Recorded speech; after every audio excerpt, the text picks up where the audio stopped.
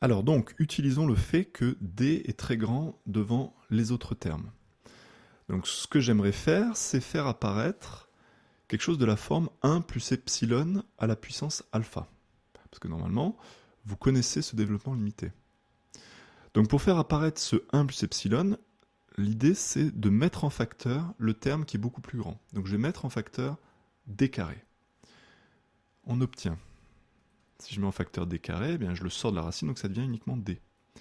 Donc D fois racine, donc ici vu que j'ai mis en facteur D carré, là je vais avoir 1, plus x plus a sur 2 au carré plus y carré, le tout sur D carré. Et donc ça, c'est quelque chose qui est très petit devant 1. Donc je vais l'appeler epsilon. Donc on se retrouve avec P de m qui est égal à racine, donc racine c'est puissance 1,5, donc D fois racine de 1 plus epsilon. Et donc ça, développement limité, alors c'est pas fait de manière très rigoureuse, hein, mais donc le développement limité de 1 plus epsilon à la puissance 1,5, c'est 1 plus 1,5 de epsilon. Avec donc epsilon qui est le terme que j'ai écrit plus haut. On fait la même chose pour P1m. Pareil, on met D en facteur, on obtiendra un autre epsilon. Simplement en remplaçant le plus A sur 2 par moins A sur 2. Donc même chose, on va avoir 1 plus 1,5 de epsilon prime. Bon, bah du coup, on va avoir quelque chose de beaucoup plus simple dans la différence de distance qu'on va exprimer. Eh bien, ce terme-là va se simplifier. Il ne va rester que D sur 2 fois epsilon moins epsilon prime. Or, epsilon moins epsilon prime, eh bien c'est... Donc je vais développer les carrés. Donc c'est x carré plus a carré sur 4 plus 2 ax sur 2. Donc ça c'est epsilon. Epsilon prime c'est la même chose, mais... Ah non, pardon, j'ai oublié aussi le y carré. Voilà. Donc c'est la même chose pour epsilon prime, mis à part le moins ici.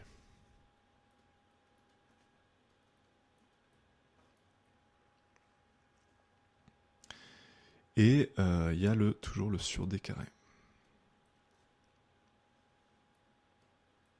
Voilà.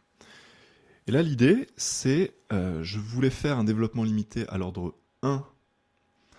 Et donc ici, je vais pouvoir simplifier plein de choses.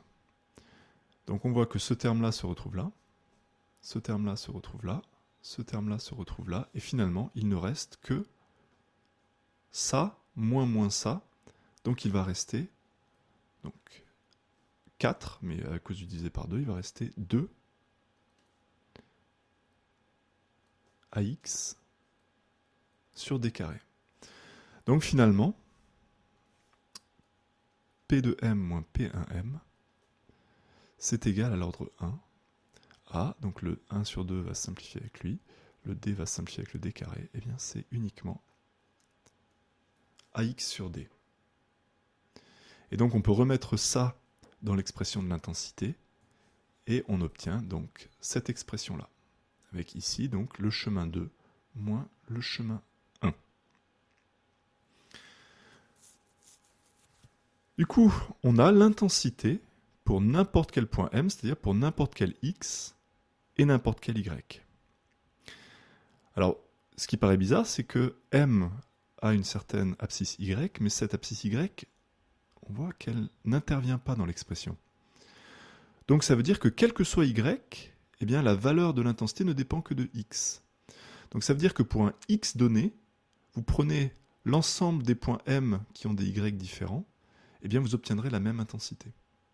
Donc ça veut dire que sur la figure d'interférence, eh bien, tous les points pour lesquels x est égal à une constante vont avoir la même intensité. Voilà pourquoi, sur l'écran, eh bien, on obtient des franges horizontales.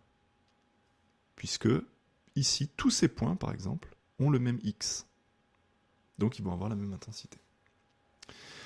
Alors ensuite, pourquoi obtient-on comme ça une alternance selon x de franges sombres, franges lumineuses, franges sombres, franges lumineuses? Alors, j'insiste juste sur une chose, c'est que c'est une simulation numérique, et du coup la couleur ici rouge n'a rien à voir avec la vraie couleur utilisée dans la réalité. Par exemple ici j'ai pris lambda égale 500 nanomètres, ce qui est absolument pas du rouge. Voilà, donc c'est juste pour remarquer, attention, les simulations, hein, c'est vraiment pas la réalité. Alors donc pourquoi cette alternance de franges sombres et franges lumineuses? Eh bien il suffit de regarder l'expression d'intensité. On voit que lorsque le cosinus est max, donc pour certaines positions x, eh bien ça vaut 1, donc 1 plus 1, 2, donc on obtient 4i0. Donc 2 fois plus d'intensité que s'il n'y avait pas d'interférence. Et au contraire, pour d'autres positions x, eh bien le cosinus va valoir moins 1, et donc la parenthèse va valoir 0, et donc l'intensité va être nulle. Donc il y a des positions pour lesquelles l'intensité est nulle, des positions pour lesquelles l'intensité est 2 fois supérieure à ce qui se passe sans interférence. Donc, comme d'habitude, on remarque que, en moyenne, eh bien, on obtient bien 2 fois l'intensité des deux ondes. On rappelle que les interférences, c'est juste une différence de répartition de l'énergie par rapport au cas où il n'y a pas d'interférence. Mais évidemment, il y a conservation d'énergie. Alors oui, j'ai oublié d'écrire ici le fait que eh bien, les franges d'interférence sont des droites horizontales.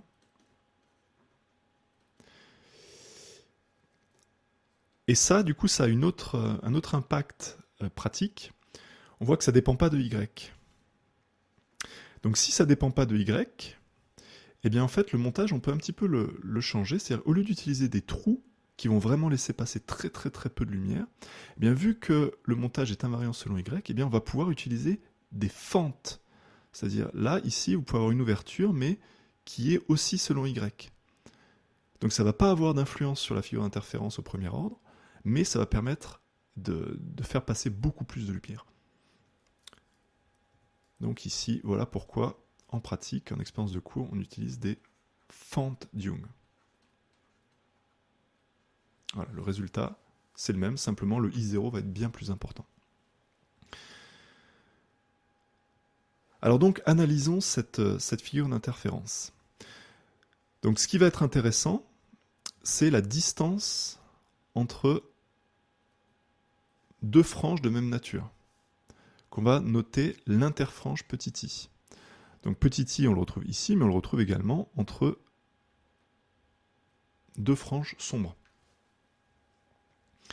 Alors comment faire pour trouver cette interfrange? Eh bien, l'idée est simple, c'est vous trouvez la position des franges lumineuses, par exemple, et puis ensuite l'interfrange, c'est la différence entre deux positions consécutives.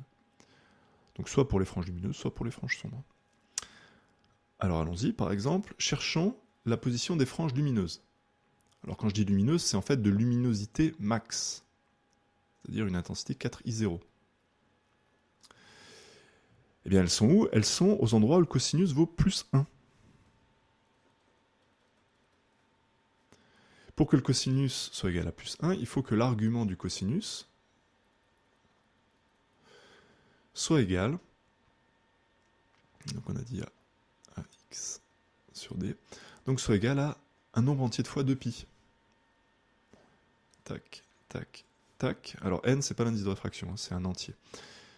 Donc on en déduit les x correspondant au maxima de lumière, eh bien ça va être égal à un nombre entier de fois lambda d sur A. Voilà, donc on a pour chaque petit n, eh bien, une frange dont la luminosité est max. Et donc on en déduit comme ça l'interfrange. Ça va être x max n plus 1 moins x max n. Et donc vous faites ça et ça donne lambda vd sur A. Voilà, donc l'interfrange dépend de la longueur d'onde, évidemment, de la distance entre l'écran, donc les sources secondaires, et l'écran d'observation, et la distance entre les deux sources secondaires. Alors, est-ce qu'on aurait la même chose avec les franges sombres? Eh bien, cherchons la position des franges sombres. Il faut que le cosinus soit égal à moins 1, donc il faut que l'argument du cosinus soit égal à 2n plus 1 pi. Donc on en déduit eh bien, que ax petit m sur lambda d sera égal à n plus 1 demi. Donc les positions des minima d'intensité, eh bien ça va être lambda v d sur a, facteur de n plus 1 demi. Alors je mets le 1 demi. Voilà. Et donc même chose, hein, vous faites en n plus 1 moins la position en n, et bien vous obtenez bien lambda d sur a pour i. Alors dernière chose, on peut voir ici que eh bien, les positions des minima sont exactement entre deux maxima, c'est au milieu, et vice versa. Un maximum est entre deux minima. Donc c'est bien ce qu'on obtient ici sur cette figure. Donc on a bien un max qui est entre deux mines et vice versa. Du coup, je vous ai fait la simulation pour deux longueurs d'onde différentes. Donc là, on a 500 nanos, et là, on a 700 nanos. Donc on voit que le centre de la figure est lumineux dans les deux cas. Alors ça, c'est logique, puisqu'on voit que pour n égale à 0, on a un max. X égale à 0, ça correspond à un max. Alors c'est logique que ce soit un max, puisque au centre de l'écran, eh bien, on est sûr que les deux ondes parcourent la même distance. Donc le retard de chaque onde va être le même, donc elles arrivent en phase. Donc on a un max, interférence constructive. Donc dans les deux figures, on a bien un max en 0, mais par contre, ce qu'on voit, c'est que l'interfrange dépend directement de la longueur d'onde. Plus la longueur d'onde est grande, plus l'interfrange est grande, donc plus les franges vont être épaisses et séparées par une grande distance. Donc c'est bien ce qu'on obtient ici. Petite longueur d'onde, petite distance, grande longueur d'onde, grande distance. Voilà, donc il nous reste à voir maintenant ce qui se passe lorsque la source n'est pas pile poil centrée entre les deux trous.